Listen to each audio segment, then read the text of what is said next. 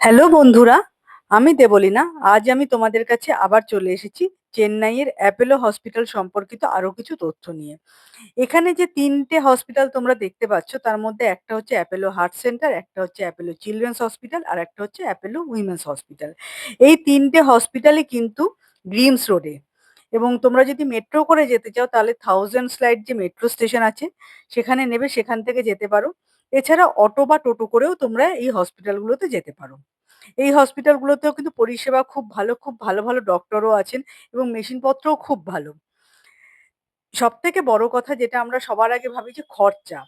আমি তোমাদের এটুকু বলতে পারি যে গ্রিমস রোডে টেস্ট করতে তোমার যে টাকা খরচা হবে এই হসপিটালগুলোতে গেলেও কিন্তু একই টাকাই খরচা হবে টেস্টে। ডক্টর ফিস একেকজন ডক্টরের হিসেবে আলাদা, আলাদা হতে পারে এবং হয়ও। কিন্তু টেস্টের খরচা কিন্তু একই থাকে।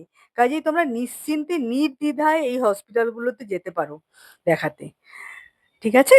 তো আজকে এই অবধি রইলো। আশা করি এই ভিডিওটা তোমাদের কাছে হেল্পফুল হবে। ওকে? চলো টাটা।